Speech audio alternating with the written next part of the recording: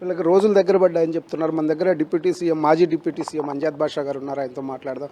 చెప్పండి సార్, ఎట్లా తీసుకుంటారు మీ కడప నగరంలో ఇటువంటి పరిస్థితి? ఇప్పుడు కూడా మనకు అందుతున్న సమాచారం మేరకు చిరు వ్యాపారులకు సంబంధించినది ఏదో ఎంక్రోచ్మెంట్స్ అని చెప్పి తొలగిస్తున్న పరిస్థితి, వాటర్ ప్లాంట్స్ తొలగిస్తున్న పరిస్థితి, ఏ విధంగా తీసుకుంటారు?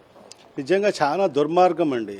ఎందుకంటే గతంలో ఎప్పుడు మనం చూడలేదు. ఇప్పుడే చెప్పినట్టుగా మన జిల్లా అధ్యక్షులు రవీంద్రనాథ్ రెడ్డి గారు చెప్పినట్టుగా యథా రాజా తదా ప్రజ అన్నట్టుగా మరి రాష్ట్రంలో ఏ విధంగా చంద్రబాబు నాయుడు పరిపాలన, కూటమి ప్రభుత్వ పరిపాలన ఏ విధంగా కొనసాగుతుందో మరి అదే రీతిలో ఈరోజు కడప నగరంలో కూడా గతంలో ఎప్పుడు స్వాతంత్రం వచ్చి ఇన్నేళ్ళైనా కూడా ఎంతోమంది శాసనసభ్యులుగా పరిపాలించారు, ఎన్నో ప్రభుత్వాలు వచ్చాయి పోయాయి, కానీ ఎప్పుడు లేని సంస్కృతి మరి ఈరోజు కడప నగరంలో చూస్తున్నాం. కక్ష సాధింపు చర్యల్లో భాగంగా వైఎస్ఆర్ కాంగ్రెస్ పార్టీ కార్యకర్త స్థాయి నుంచి నాయకుని స్థాయి వరకు కూడా వదలపెట్టుకోకుండా మరి ఏ రకంగా వాళ్ళకి ఇబ్బంది పెట్టాలనో ఆర్థికంగా, వ్యాపారపరంగా, మరి అదేవిధంగా వాళ్ళకు సంబంధించిన ఏమున్నా కూడా మరి అవన్నీ కూడా వాళ్ళకు అన్ని రకాల ఇబ్బందులు పెట్టాలనే కోణంలోనే మరి ఈరోజు మన కడప శాసనసభ్యురాలు మాధవిరెడ్డి గారు ప్రవర్తించడము చాలా దుర్మార్గం అని చెప్పి కూడా ఈ సందర్భంగా తెలియజేసుకుంటున్నాం. మరి ఈరోజు ఆమె ఎమ్మెల్యేగా ప్రమాణ స్వీకారం చేసిన నాటి నుంచి కూడా చూస్తున్నాం. మరి సోషల్ మీడియా యాక్టివిస్ట్ మీద ఏ విధంగా అక్రమ కేసులు బనాయించారు, వైఎస్ఆర్ కాంగ్రెస్ పార్టీ నాయకులైన వైఎస్ఆర్ కాంగ్రెస్ పార్టీ సానుభూతి పరుల పైన ఏ విధంగా అక్రమ కేసులు, అది కూడా పోక్సో కేసులు పెట్టడం అనేది 60-70 ఏండ్ల ముస్లిం వాళ్ళ పైన కూడా పోక్సో కేసులు పెట్టి మరి వాళ్ళని ఇబ్బంది పెట్టే కార్యక్రమం చేయడం, కేవలం ఒక వీధి గొడవని మరి దానికి పోక్సో కేసుల వరకు తీసుకుపోవడము, మరి అదేవిధంగా ఏ రకంగా వైఎస్ఆర్ కాంగ్రెస్ పార్టీకి వాళ్ళు పనిచేశారు మరి ఎలక్షన్లు అని చెప్పి వాళ్ళందరినీ కూడా మరి వాళ్ళకి ఇబ్బంది పెట్టే కార్యక్రమం. దాంట్లో భాగంగానే మా కార్పొరేటర్లకు మరి రియల్ ఎస్టేట్ వ్యాపారాలు చేసుకొని ఏదో వెంచర్లు వేసుకుంటూ ఉండి వాళ్ళ మీద కూడా మరి ఏదైతే వాళ్ళను లోబర్చుకొని మరి ఈరోజు వాళ్ళను కూడా పార్టీలో చేర్పించుకున్న పరిస్థితి మనం చూసాం స్పష్టంగా. కేవలం లేఅవుట్లలో మరి ఏదో కాలువ ఉందని చెప్పి అధికారులతో వాళ్ళ మీద ఒత్తిడి ఇచ్చి మరి వాళ్ళను తమ పార్టీలోకి మరి చేర్చుకున్న కండవాళ్ళు కప్పిన పరిస్థితి కూడా మనం చూసాం. మరి అదే కాకుండా మొన్న మనం చూసాం ఒక దళితవాడ మాసాపేటలో మరి అక్కడ ఏదైతే కార్పొరేటర్గా ఉన్న త్యాగరాజ్కు సంబంధించి గతంలో అక్కడ ఒక వాటర్ ప్లాంట్ ఉండేది. అక్కడ ఆ ప్రాంతంలో ఉండే దళిత వాడకంతా కూడా మరి ₹3 క్యాన్తో అక్కడ నీళ్లు సరఫరా చేసే పరిస్థితి ఉంది. అది కూడా ఎంపీ గ్రాంట్ కింద మరి ఆ వాటర్ ప్లాంట్ శాంక్షన్ చేసిన పరిస్థితి.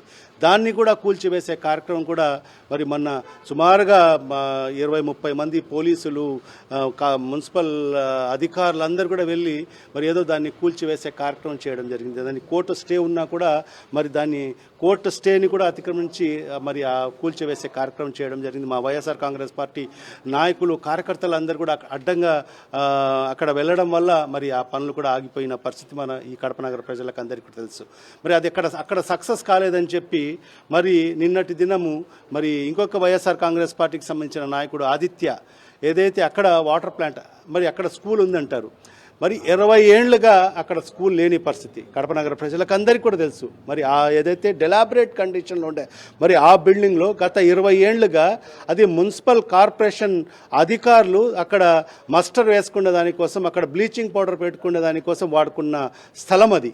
మరి గతంలో మా ఆదిత్య గారు ఒక ఆర్గనైజేషన్ ఏర్పాటు చేసి మరి ఈ ప్రాంత వాసులందరికీ నేను అతి తక్కువ ధరకు స్వచ్ఛమైన నీటి సరఫరా చేస్తానని చెప్పి ఒక అర్జీ పెట్టుకుంటే మరి ఆ రోజు మా పార్లమెంట్ సభ్యులు శ్రీ వైఎస్ అవినాష్ రెడ్డి గారు మరి దానికి సంబంధించి ఒక వాటర్ ప్లాంట్ శాంక్షన్ చేయడం జరిగింది. మరి అదేవిధంగా మున్సిపల్ కార్పొరేషన్లో కూడా స్టాండింగ్ కమిటీ కూడా 2018లో మరి వాళ్లకు అక్కడ వాటర్ ప్లాంట్ పెట్టుకోవడానికి మరి అవకాశం ఇవ్వడం జరిగింది.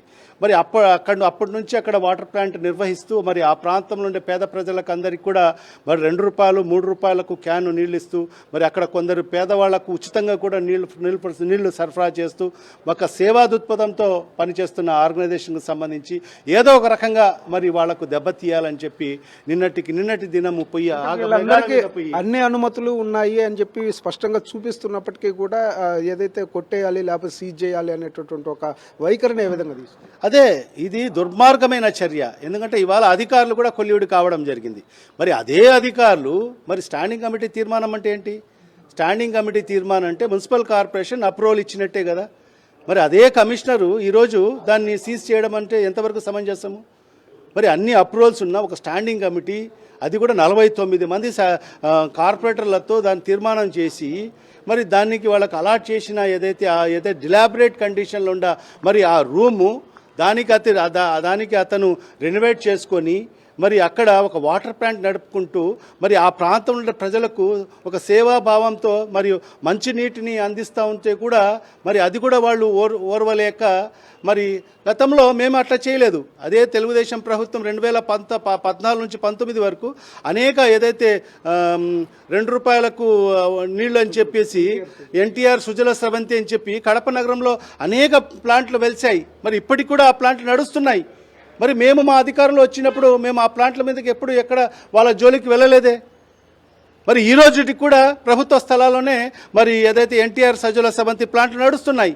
మరి అవన్నీ కూడా పేద ప్రజలకు ఉపయోగపడే ప్లాంట్లు కాబట్టి మరి అలాంటి వాటికి వెళ్ళకోకుండా కేవలం వైఎస్ఆర్ కాంగ్రెస్ పార్టీకి సంబంధించిన సానుభూతి పరులు, వైఎస్ఆర్ కాంగ్రెస్ పార్టీ నాయకులే టార్గెట్.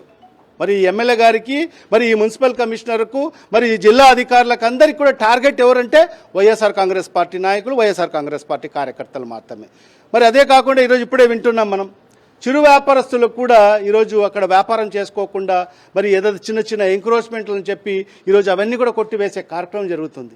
ఎంత దుర్మార్గం అంటే ఇది, ఎంత దుర్మార్గం ఇది. మరి కడప నగరంలో ఎంతోమంది చిరు వ్యాపారస్తులు ఉన్నారు, రోడ్ సైడ్ వెండర్స్ ఉండారు, స్ట్రీట్ వెండర్స్ ఉండారు, హాక్ వెండర్స్ ఉండారు.